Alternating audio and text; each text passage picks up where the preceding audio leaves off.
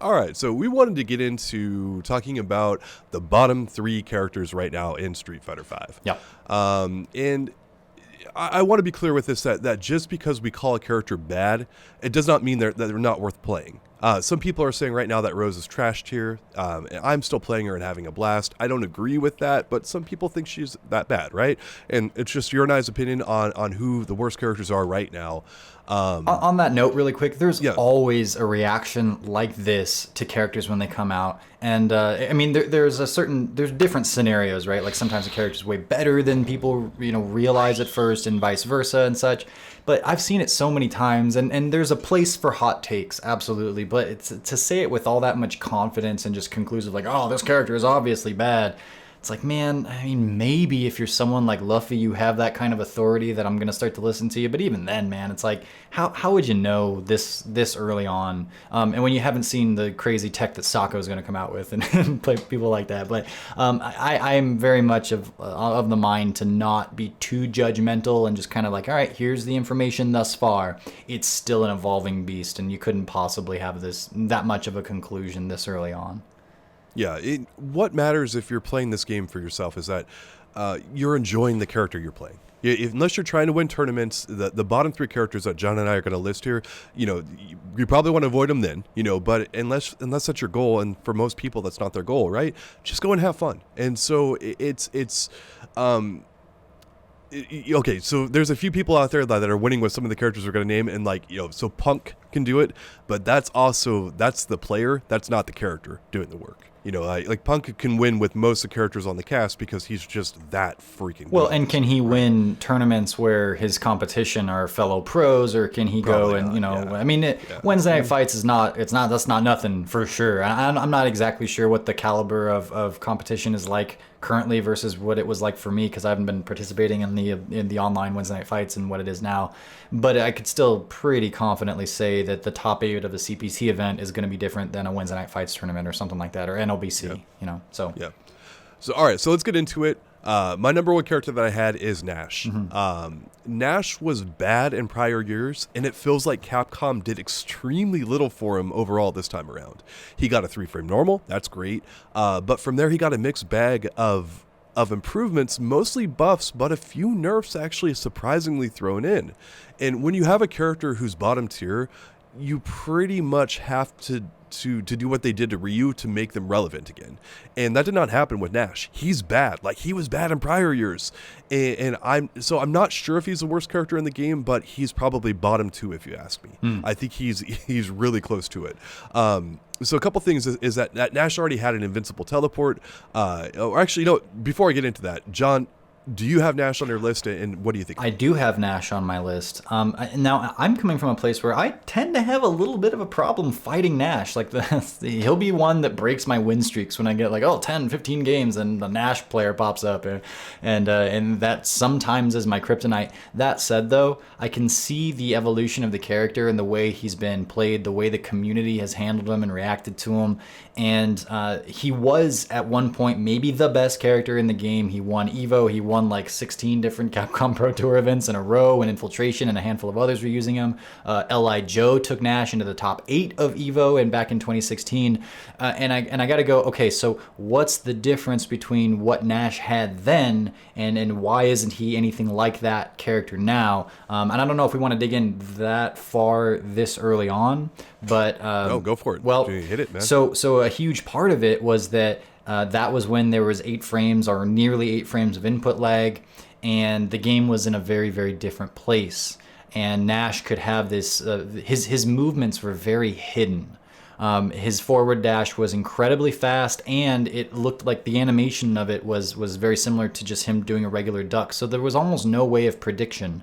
It was all prediction, no reaction to being able to stop him from basically maneuvering about the screen how he wanted. And the same thing goes with like his fireballs. The startup of them is very long, but the recovery is very fast. So you got to beat him on the startup. When you're playing a game where you can't do much in the way of reaction, like that's a pretty good tool. And we saw that was good. Like you could play Nash and zip about the screen and kind of do whatever you wanted, and people couldn't contest you very effectively. You put that into the hands of someone like Infiltration or even someone like Li Joe. Not to knock him, he's not Infiltration, but I mean, that's top 8 of Evo, and so it's like the character was strong then, and then the game evolved and changed and moved further and further away from that. He never had a very good V trigger, still really doesn't. And the things that are good in this game now, like being able to play footsies, having really strong rushdown, or having amazing zoning, Nash is lukewarm across the board in all of those. And so generally speaking, I see him as a very lukewarm character that just can't resort to any one thing and do it well enough to be good. Some characters have very obvious weaknesses, but then like they've got this one thing that they can really, base themselves around. Nash just has like a mediocre across the board, and that just, one, that sucks in and of itself, but two, that means that you can't have parts of your arsenal sharpening other parts. Like if the more juggling balls you throw at your opponent, the harder it is each one individually for them to maintain and to deal with. And Nash is just like, all of his juggling balls are pretty easy. It's like, oh, is he zoning you? It's not that scary. Is he rushing you down? Yep. It's not that scary. Does he have V-trigger? It's not that scary. And so they can't enhance each other, and so he just is lukewarm. Yeah, Nash had an invincible teleport that could be used for defense or offense. So it still does it, right? So V-Shift is not a big help for him. He's already got that tool. And where other characters like, if you had played a zoner like Guile and other stuff, you did not have a teleport, right? You've got that now. Calling V-Shift a teleport is generous, but generally speaking, it's kind of like one in terms of if you use it on defense, right? It's an invincible, escape, right? And so Nash could use this for offense and defense, and it's 2 bars, and he could always do that. And it's like, so Nash has already had that. So V-Shift, when he zones, it doesn't help him a lot. It's like, yeah, I mean, he can get to it a bar faster, but it's like, it's not changing the game a lot for him. So when we talk about V-Shift being a positive addition for a lot of characters, Nash is not one of them. And zoning is not that great to begin with in Street Fighter V, and Nash is far from a traditional zoner. He's often dodging in and out and doing mix-ups and other stuff for pressure. Like, he'll zone for very short periods of time, so it's mostly just for deception. It's mostly like, hey, can I get you to do something you shouldn't? He's not lopping off large portions of your life by zoning, like real zoners can in this game. So if you thought Nash was bad before, I don't see how you think this version of him is improved that much. And that's why a lot of people have him as the worst overall character in the game. He sucks. Like, and I hate saying that. And I'm not saying you can't win with the character. And shout outs to me getting on in tournament stream and getting blown up by a Nash player, because that's definitely happening now. But I legitimately, I feel bad for Nash fans because he's a cool character.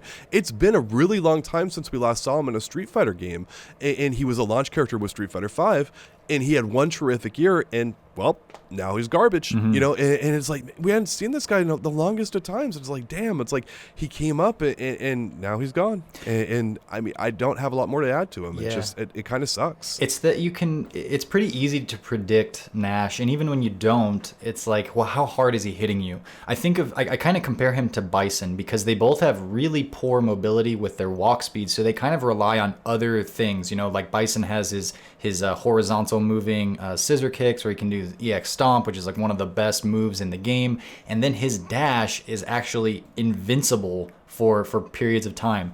Nash has a good dash, but it's relatively predictable now, and the other ways that he goes about moving are just not all that scary. He can do, like axe kicks from full screen and such, but like, even when he gets in, it's like, is he that scary? When Bison gets in, it's scary. He can do something with it there, but like, again, he's lukewarm from far away, and then he gets up close. He has to work pretty hard to get there, and if he does, he's kind of lukewarm when he's there. So I don't know that he's the worst character, I will say but I think he's bad. The only time that I think Nash is really good up close is when he is in V-Trigger 2. I have seen some legitimate, because he has a legitimate, very fast overhead with his V-Trigger 2, but then he loses his teleport, which is one of his best tools, right? And so it's just very unfortunate. But you were saying in Nash, he still feels one of the worst characters. Yeah, I'm not upset at putting him in the bottom 3. I don't know conclusively for sure if you were able to quantify it with numbers and such, but I have no qualms putting him down there, so. Okay, so we both had Nash. I'll get into my second worst, and that would be Dan. I think Dan is a pretty bad character, and a lot of people got caught up in the hype of him, right? They saw what Punk was doing, and a few other people were doing with the character, and they're like, oh, he's going to be, yeah. And it's like, nah, it's like the dust has settled, and we're seeing that he's pretty much balls. He's definitely got some interesting stuff. Don't get me wrong here. I think Capcom actually did a really nice job of giving him compelling tools to work with. It's just that his tools don't amount to much unless he's not up in your face. Like if he's up in your face, Dan is actually legitimately scary. He's got some good corner traps, and he's got a few other things going on for him. And the thing about it is he falls apart pretty much everywhere else. Dan only has out of all of his normals, his lights are of course plus on block, like for the most part. But only his medium punches, actually his grounded medium punches, are plus on block. So everything else is negative. And it's like, once you start realizing that, you go, oh man. Now, he can make his Dan kicks plus on block, surprisingly plus on block. The light and the EX versions, you have to do them from the perfect spots on screen. So they've got to be well spaced. If not, they're very negative. And so where Dan has got to do all this work, and even his EX has to be spaced correctly. It's like, well, Balrog just does his EX at any point in time, same with Bison, and they're +1, and so it's not like Dan doesn't have stuff. He has stuff. You just have to work harder to use it. And then also, once you know what Dan's stuff is, it's much easier to counter him. You put this character under a microscope, and if you took him into the lab and you look at the frame data in these situations, like if you're serious and you want to beat him, you lose to a Dan, and you're like, oh, that move sucked for me. You put it under the microscope, and you see it's like, oh, there's this answer, this answer, this answer. And even if you're wrong sometimes, and you're going to be, the amount of times that you're going to be right and it's going to pay off for Dan, like I think that equation adds up to it's not very good for Dan more often than not. Yeah. Now, being able to cancel his moves into each other, like his normals into each other with V-Skill 2, that's really good. That is unique to Dan, and that is quite good. But they're stubby, and they have a slow startup. As I just mentioned, they're particularly negative on block. And it's like, once you know that his stand heavy punch is -2, it's like, oh, that's not that scary. It's like I can just walk right back up in his face, and pressure him with my stuff. And Dan's going to get by, and how many people are going to lab this matchup at a high level? We've seen it with Alex. Alex has been around for a long time. People still have not labbed him at a high level. Oh, we saw it with Mika when her standing medium punch was made negative, and you couldn't, once you block that, you're like, you can do whatever you want after that. She can't do it again, but we're all so afraid of Mika stuff, and we have been, that still that she'd get away with that constantly. Akuma standing medium kick. It's like, well, now it's not as good as it was, but he was still getting away with it. So, and I'm guilty of this too sometimes. That you don't do enough research and characters feel a lot stronger, and actually that's going to be a point in the next character that I bring up. But yeah, again, you put him under the microscope, you take him into the training lab, and you can see how he falls apart. And even if to the degree that he falls apart, it's like, compared to other characters with similar abilities and similar perks and stuff, it adds up to being not that much when you really see it for what it is. Yeah, we're probably not going to see more than a handful of Dan players making a real impact with him in tournament. We saw it in Street Fighter 4. I think we'll see it again in this. I think he's good enough to get a few upset wins. And I don't think he's going to win a bunch of notable tournament matches. So we saw him in the CPT in top 8. I think, Itazan, who pulled him out and just lost with him. It's like, he tried to do some shenanigans and other stuff, and most people have spent, if you're a pro level player, it's what they're doing with Rose right now. They spend a week or two with these characters just playing them to do stuff. And it's like, so when they face them in tournament, they're prepared. They're ready to go. So it's hard to sneak by a pro at this day and age. John and I are not pros here. We played at a decent level, but we're not pros. We're not spending a week or two with every single character and getting that good, right? That's what you see, your CNs, Brian F, and all the other wonderful players, Sako, that you do that. You spend that time with them.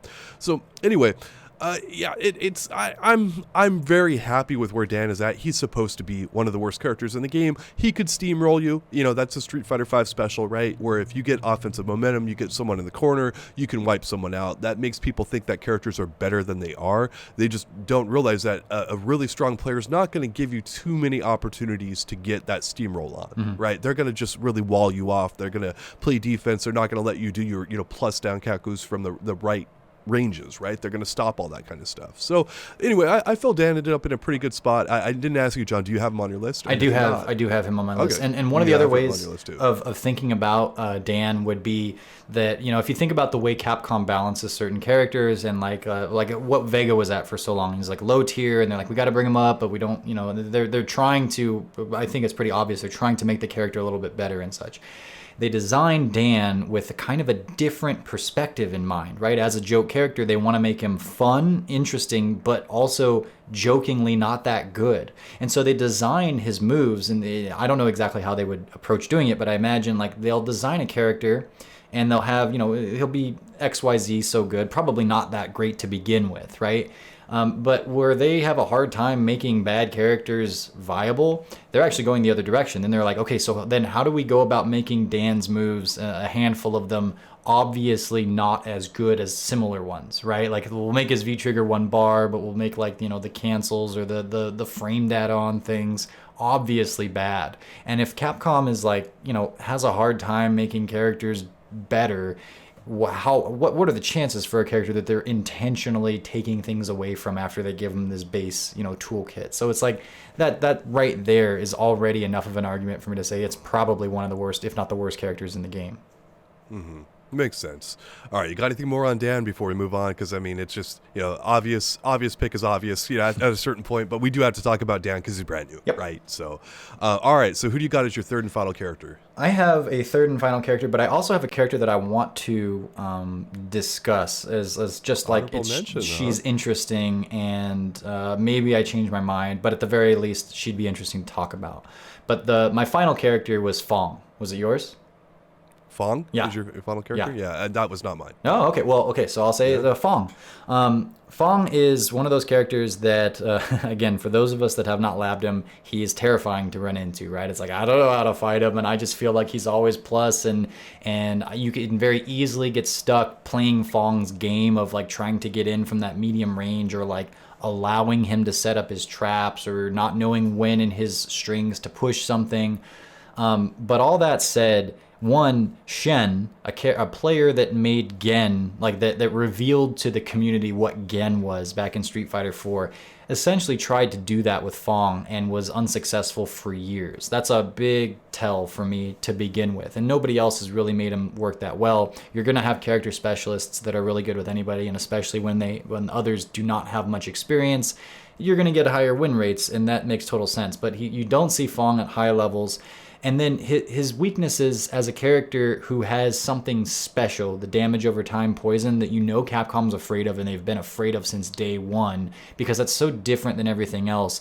They purposefully have been tweaking it down and kind of making a ceiling out of it, because I think they're afraid of it because it could easily break the character in the other direction, and they would like to err on the side of not making this basically just Fong Fighter 4. It's one thing to have him exist somewhere near the bottom of the tier list. It's another thing to make him the best character in the game, and then it's like, well, now everything's just going to be based around Fong competitively, and you probably just don't want to see that. So it makes like his history tells me one thing, his basic design and Capcom's sort of relationship developmentally with him is another, and then a lot of the stuff that he does, it's like the things that are good in Street Fighter V, he just doesn't have a lot of. His V triggers are not amazing, the nerf to when you're in airborne state and juggle with his fly, like that's gonna hurt Fong for sure, and there's just a bunch of little things about him that don't add up to much. So with his track record, his uniqueness, and what I know is good in Street Fighter V specifically, I just don't see Fong getting the job done. Yeah, I think he's a pretty bad character still in this. I mean, history again shows that. I will shout out Vega Patch, and there's another gentleman in Europe that plays Fong, and they play him at a super high level. Also have Mono over here in the Americas, who plays him at a really high level. There's a handful of just super great Fong players. That there's like 5, and they play him at this like great level. But if you I'm not going to make a huge case that Fong is not in the bottom 3 because like he's probably bottom 5, bottom 10. I mean, he's close to this. I personally didn't have him there because I think he's a little bit better than some of the other characters, but not much. So I don't unfortunately have a lot of great things to say about Fong because he doesn't. There's people who play him at a really high level, like we see with Vega and other stuff, and we just never see any real damage done in tournaments consistently. Every now and again, these players will pop up, and it's like, yeah, that is the player doing the work. That's not the character doing the work. Mm-hmm. That's really what it comes down to. And again, I'm not advocating for everyone picking a top tier. I'd love to see the Fong players up there too. There's a great history of doing that and getting recognized for playing low tier and doing it at a high level. You can get more recognition than playing Akuma or Kami or whatever. And, it just, people are going to respect it a hell of a lot more. And you can make a big reputation for yourself on that alone. So I will always advocate for the low tier people, low tier heroes. I love it. I love seeing it. So, but definitely it's a good pick, even though I don't have him in there. Who's yours? So who's my third? Yeah. It's Falk. Okay. Falk is... So there were less people playing Falk than the other low tiers I checked out. In terms of like Grandmasters and above on CFN, I only saw 40 people. If that's not the lowest in the game, it's very close to the lowest in the game for the amount of time that Falk has been out. Right? It's more people are playing characters like Alex, Nash, and Fong at a high level than they're playing Falk in the CFN rankings, right? And that hurts her quite a bit in my eyes. It's like, I can't have a character that serious when the community is collectively never taking her that serious. It's like, even with Vega, even with Fong, there's more pros actually playing those characters than there are playing Falk. So that's, you can say that's a valid thing or an invalid thing, but to me, it's a valid thing. That's, the populace playing a character. It's how come you and I rate Rashid so high, is that there's a lot of tournament players who play him, and it's like, yeah, so he's a great character there. And it's just, the stats, they matter, right? That's what I go back to. Sure. She's a little scary to me because I've heard like rumblings that Falk is secretly better than people have perceived, and that she's been getting better over time compared to where she was released. Also, the fact that she's a mid-range kind of zony character in this new meta, I think is going to give her a little bit more traction. And we have here in Arizona, Rambro is a Falk player. He jumped on the Falk train maybe like 2 years ago or so, maybe a little bit more, and hadn't had tons of results with her, but stuck with her, and then recently won Wednesday Night Fights with her. And so I see things like that and I go, yeah, I don't think that she's necessarily the best in the game. I don't have a ton of trouble with the Falks that I've run into personally, and I haven't seen a ton of representation of her in bigger, higher level tournaments and such. But with those other things that I said, that's what kind of kept her out of my bottom 3. And I wouldn't be surprised if somebody really took the time and figured things out for her to emerge as one of those characters that is actually like, B tier, middle of the pack and can do some stuff. I hear she's pretty good against Rose, just generally speaking. Interesting. Or was it the polar opposite? Because she can I have no idea. Yeah. How often are you going to run across a high level Falk, especially playing Rose, right? Yeah, so it's still very the opportunity early for that. Yeah. Mm-hmm. But well, actually, let me potentially put myself on blast here, because I'm not going to back off this. I feel the way I do about Falk, but since you have more experience here, especially with a player who's strong, right? Do you think what Rambro is doing is the player or the character, or what kind of combination of those two things? Because I usually go to, for my own default thing, it's like, what Punk did with Dan, that's him, dude. That's Punk doing that. That's not Dan. Yes, Dan's capable of that, but that's most people aren't going to freaking do that. Like, especially if you can play a Karen, or you can play Cammy, or someone like that, or Chun-Li, you're going to go do that. You're not going to play Dan. Yeah, he can do it, but that's mostly the player doing the work there. But in this case here, how do you feel like Rambo and Falk? How do you feel that works? Well, I think a lot of it also comes down to people. I mean, people don't play a lot of Falk, so people don't have a lot of experience against her, and she's probably getting away with a lot of stuff, a lot of the combos and situations that she's putting you into. it's like the first or second time you've even seen it, right? So that's definitely part of it, that there's not a lot of experience against her. Rambo is a strong player. He's never really been the best in Street Fighter in our scenes, but he's like a top 8 kind of a player, especially when he puts his mind to it. He also plays NRS, I think, more primarily, so his focus tends to go in that direction. But and like I've never seen him win Street Fighter tournaments before, so he's definitely leveled up. And I haven't had much interaction over the last year or two because he's up in Phoenix and we just haven't had those locals and stuff. So, but it was definitely a moment. It was like, oh, Rambo's really been leveling up, and he did it with Falk. That's something. But I guess to more specifically address your question, part of it is inexperience. There's part of it is Rambo's ability, but I don't know. It's not like, I don't think she's gonna surprise people amazingly and be like suddenly super duper good. I just think that she's not a bottom 3 type as far as I can tell. Okay. Yeah. To me, and going back to her changes you talked about earlier, they were mostly underwhelming to me. I think she got okay stuff this year, but something we've talked about before is that how hard it is to get a bottom tier character to overcome their suckage, right? It's just, if a character really sucks, it's like you've got to do so much. And I look at Ryu, and it's like we had Ryu very hyped up from the get-go, and Ryu was considered a bottom tier character in this game, right? And he got just nothing but buffs and ridiculous levels, and it's like now people are saying like he's probably top 10. He's probably top 15. He's probably somewhere around there. Well, I look at Falk, and we had her as one of the worst characters in the game in a prior season. And it's like, I look at her changes and I go, she didn't get a lot collectively. She got a bit of stuff. And I do think that if, you're playing Falk, this is the best she's ever been, but the best she's ever been, she's been the worst character in the game, or the second worst for a long time. And so I really think that she falls into the classic trap of, if you're that low, it's just so hard to overcome that hurdle. Mm-hmm. And I just don't see Falk doing that right now. But so that's what I want to mention. But who's your honorable mention? Because I know there's another character you're hyping up. I want to talk about this character and just see, bounce it off the wall and see what kind of comes back, or throw it at the wall and see what sticks. That's Mika. Mika has been a very strong character and a very controversial character for more than just her booty and the angles there. And like, you'd never put Mika in the conversation about the bottom 3 for all of Street Fighter V's life, but maybe now with the change in the meta, because Mika has never been a strong, honest, neutral character. She's been a gimmick character in neutral, and what she wants to do is kind of sneak her way in with goofy jump cancel into the splash, or drop kicks, or relying on people not knowing that her standing medium punches is actually not a plus, at least not anymore. Things like that. She's gimmicky, and Street Fighter V has started very gimmicky and has been slowly but surely kind of moving away from those things to more honest play. Pepper in now that there's that Oki is not as strong as it was, set play is not as strong as it was with V-Shift and the options there, especially against command grab characters, because that's like directly going to counter what they're trying to do some of the time with command grabs. And I just gotta, it's more of like looking at how Mika functions. It's like she's not good at the neutral. Her Oki is now nerfed, so you're gonna often return to neutral. And then a lot of the times when she does get close, and I was talking to Thrasher about this too recently, so shout outs to Thrasher. Some of this is his understanding and his findings.